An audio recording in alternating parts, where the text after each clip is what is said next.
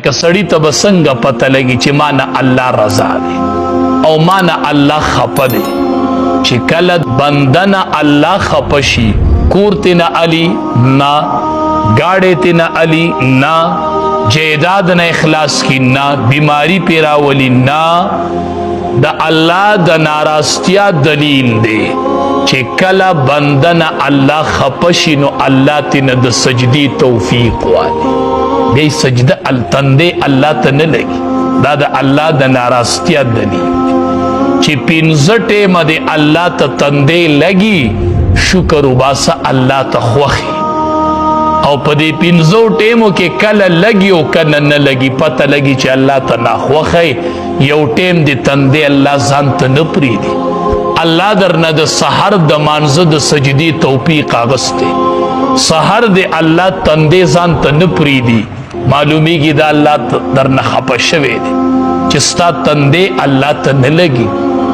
څلورو منځونو کې لګي او د سحر په مانځه کې نه لګي. په اعمالو دې لږ سوچ وکړه، لږ فکر وکړه، الله درنه خفه دی چې په څه وجه خفه دی چې تندې دې الله ځان ته نه پرېږدي. دا تندې الله بیا ځان ته نه پرېږدي. تا ته به څنګه پته لګي چې زما منځ قبول شو او که قبول نشو؟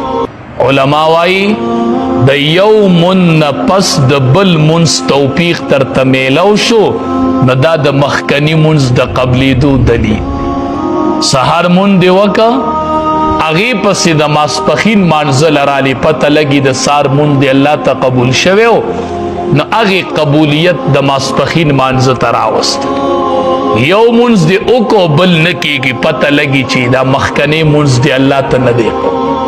دا د سحر منځ چې مونږ نه کوو په دې لږ غور وکړئ، ټول غور وکړئ خپل ګریوان کې، هر یو تن ته به اوس پته ولګي.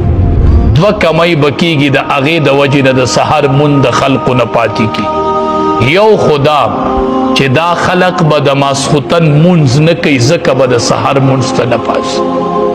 ماسخوتن مونځ اونه کې جو الله وله د سحر د مانځه توفیق ورنکړي، یا به د ماسخوتن مونځ کوي خو په دې مانځه کې به یې څه کمیږي، دا مونځ الله ته نه قبلیږي ځکه سحر ته نه پاسي. او یا به دې د ماسخوتن د مانځه نه پس په ګناه کې مبتلا کېږي. چېرته ماسخوتن مونځ به دې کوي خو د ماسخوتن د مانځه نه پس په دې څه ګناه کوي، د هغې ګناه د وجې نه الله تندې سار ځان ته نه لګي. کنې دا کېدی نشي چې د ماسخوتن مونځ سړی وکړي او بیا د ګناه ونه کړي او اوده دې شي، سحر به دې مانځه له پاسي. دا د ماسخوتن مونځ به یې سحر مانځه له پاسي.